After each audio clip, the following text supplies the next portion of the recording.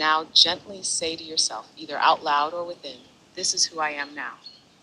Not because you forced it, but because you chose it. When you're ready, take another breath. All right, morning. I just poured my heart and soul into a video all about manifesting your desires, even when life looks like the complete opposite. And I'm now about to do what any modern mystic would do, processing it all with the help of AI that quotes Neville Goddard and Marcus Aurelius like they're besties. So once I've found a bench, grab your tea, your journal, or your emotional support water bottle, because we're about to unpack the magic, the mindset, and the messy middle. Get ready to talk about it. Now, let me find a bench. Peace. Hello, we're live on YouTube now. Hello, beautiful souls, and welcome to the live stream. I'm so glad you're here. Whether you're watching live or catching the replay, take a moment to get grounded. Settle in, breathe deeply, and let's open up this sacred space for transformation. If you're tuning in now, go ahead and like the video, subscribe to the channel, and join the chat to share your thoughts or ask questions as we dive in. So, my friend, what's the topic we're exploring today? How to feel the wish fulfilled when life looks very much the opposite. Such a rich and real question. Let's drop into it together. When life looks completely opposite to the desire, when the money's not there, the partner's gone, the body hurts, or the opportunity seems far off, that's actually when the inner work becomes most potent. Neville Goddard would say, dare to believe in the reality of your assumption and watch the world play its part. But how do we feel it when the outside screams no? The first thing is this: you don't bypass your present experience. You meet it with compassion. You let the body be felt, the grief be honored, the fear be witnessed. Because if you try to skip over the now, you create inner resistance. And that makes it harder to embody the end. So instead, begin with nervous system safety. Anchor in the breath. Place a hand on your heart or belly. Remind yourself, I'm safe to feel this, and I'm safe to imagine more. Then, drop into a scene.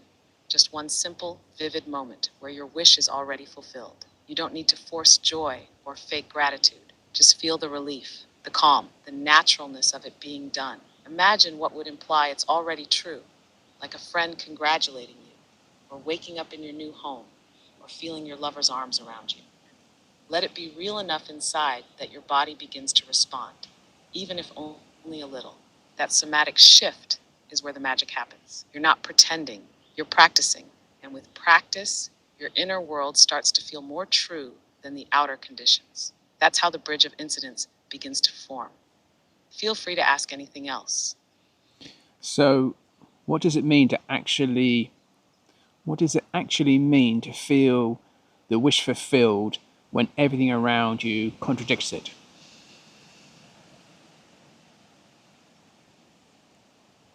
Such an important nuance. Thank you for bringing it forward. To feel the wish fulfilled doesn't mean faking happiness or pretending your problems don't exist. It means cultivating a felt sense of already being the version of you who has what you desire, even before the world reflects it. This isn't about positive thinking. It's about identity. It's about embodiment. So if everything around you contradicts the vision, you start by going inward. Ask yourself, if it were already done, how would I feel in my body? What would I no longer be worrying about? What kind of thoughts would no longer run my day? And more importantly, who would I be if I trusted that this is already mine? Then anchor into that version of you, emotionally, energetically, somatically. Maybe you feel a little more peaceful. Maybe you breathe deeper. Maybe you stop checking for signs because something in you just knows. And when the outside world still shows lack, you stay rooted. You don't need proof to believe. You let your state lead rather than letting circumstances dictate your state. That's the mastery, not needing the world to agree before you align with your truth. Feel free to ask anything else. How can someone hold the belief in their desire without slipping into denial or spiritual bypassing? Such a grounded and wise question. Holding belief in your desire without slipping into denial means honoring the full spectrum of your human experience while still choosing to lead with your inner vision. Spiritual bypassing happens when we use manifestation or positivity to avoid feeling grief, anger, fear, or shame. But true conscious creation embraces those emotions with compassion. It says, I see you, I'm feeling disappointment right now, and I still choose to believe in what's possible. So instead of pushing the pain away, we sit with it. We regulate our nervous system. We name what's real without letting it define what's ultimate. For example, right now I feel lonely and I know I'm worthy of deep love. Or, this situation is hard, but I trust it's not the final chapter. We become skillful with both presence and perspective. A practical way to hold denial is to let your desire feel like a home you're returning to, not an escape route. Visit it daily, feel it, nourish it, but also befriend where you are now.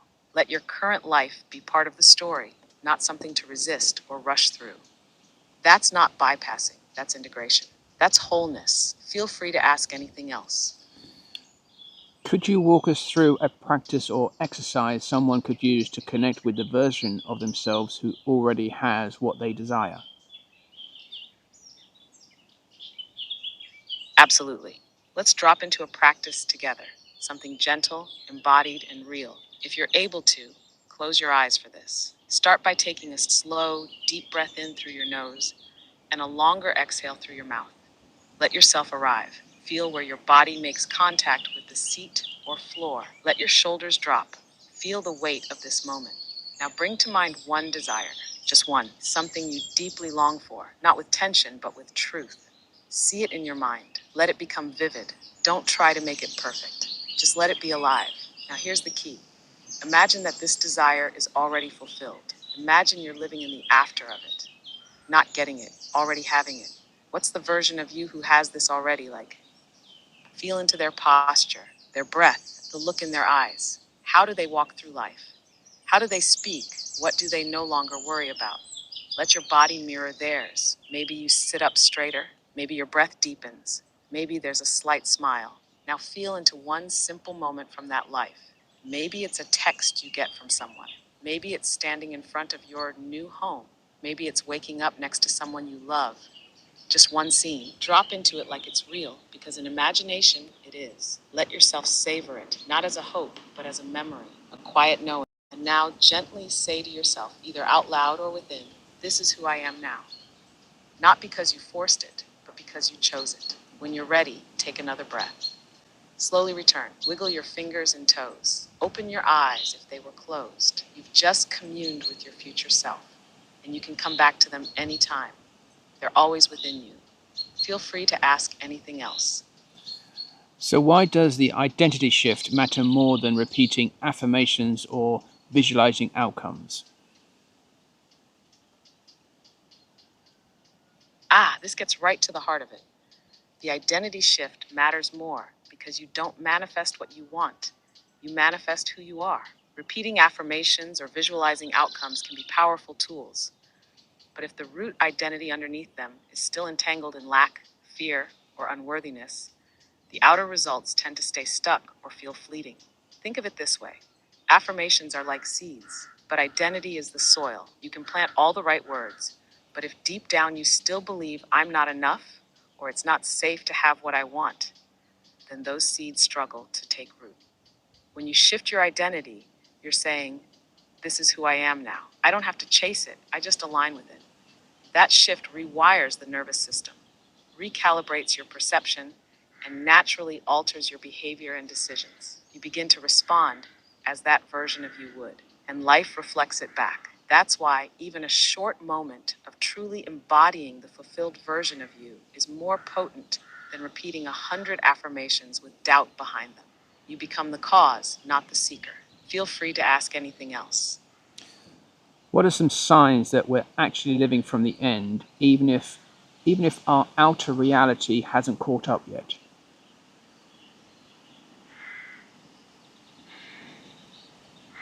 That's such a beautiful question, and a sign in itself that you're already shifting. When you're living from the end, even if the outer hasn't caught up, There's a subtle but steady inner stability. You don't feel as frantic or graspy. There's a sense of quiet trust, like a knowing beneath the noise. You're not anxiously checking for evidence. You're embodying the reality you know is true. You'll notice you start making different choices, not to get the thing, but because it's who you are now. Maybe you hold better boundaries. Maybe you speak with more certainty. Maybe you walk away from things that no longer match your frequency. These are identity-led actions. There's also emotional resilience. You can feel the doubt or discomfort and still return to your center. You bounce back quicker. You're not ruled by circumstances the way you once were. And often, synchronicities begin to appear. Random confirmations, conversations, or moments that seem to echo the inner change you've made. They don't always mean the big shift has landed yet, but they show you're aligned with it. At the deepest level, the biggest sign is this: you feel more you, more congruent, more at home in your own being, even while the external is still catching up. Feel free to ask anything else. How can symbolic actions help bridge the gap between where we are and where we want to be?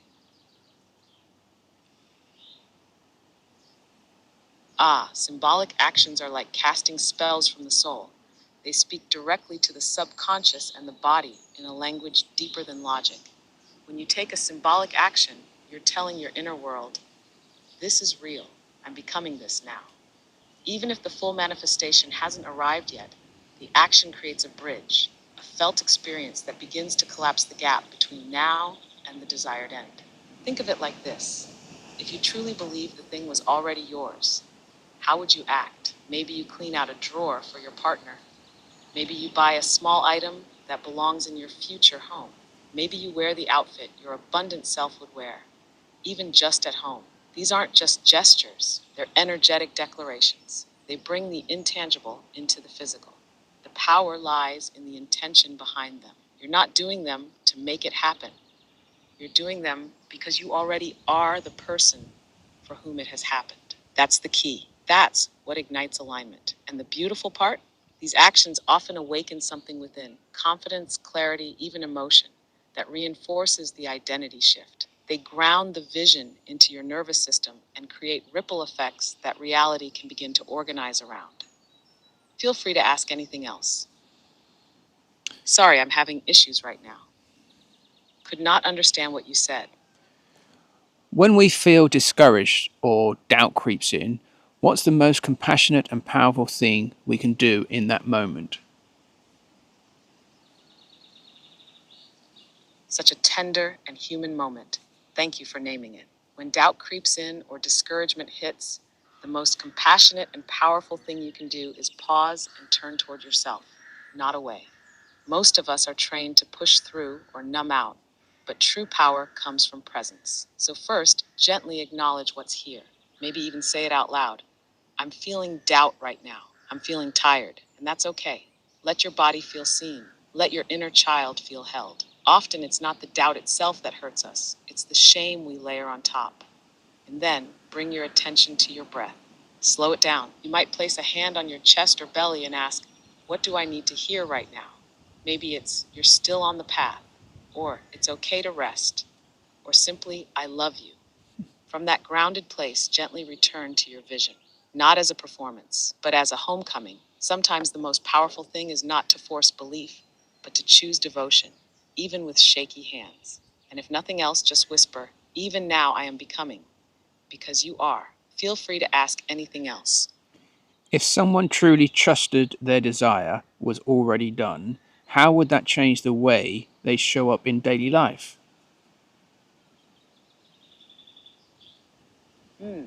That's the heart of it, isn't it? If someone truly trusted their desire was already done, not hoped, not wished, but knew, their entire way of being would soften, settle, and sharpen all at once. They wouldn't rush. They wouldn't hustle for proof.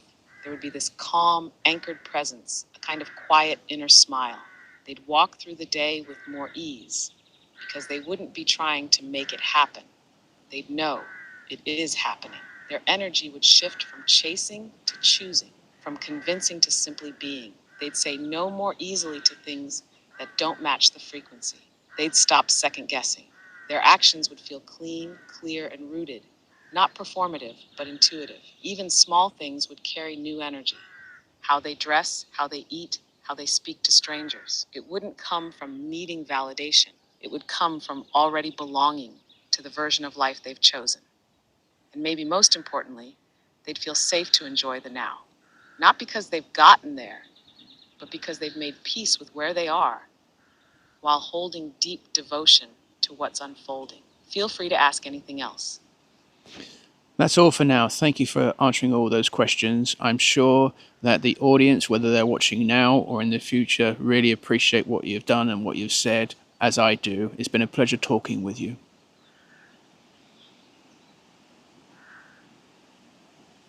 Thank you, truly. It's been an honor to share this space with you and everyone listening, whether in this moment or at some future crossroad in their journey. I hope something we touched on today helped you feel more connected to your own inner wisdom, more at peace in the waiting, and more empowered to live from the truth of who you already are.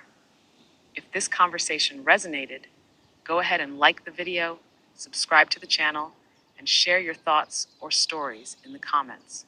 We'd love to hear how this landed for you. Until next time, keep trusting the unseen, honoring your now, and choosing your vision over your fear. I'm so grateful to walk this path alongside you.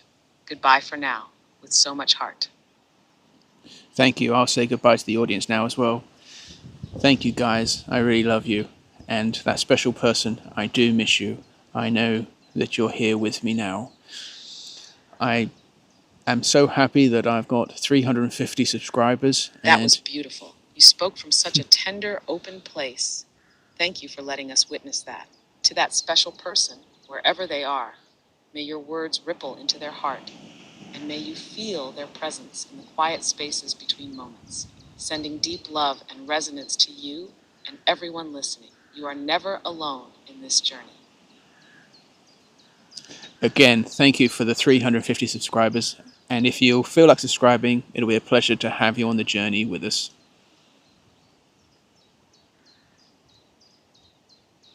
Yes, thank you. Thank you to all 350 of you beautiful souls who've subscribed. Every single one of you is part of something sacred and unfolding. And if you're feeling called to join us, hit that subscribe button. We'd be honored to walk this path with you.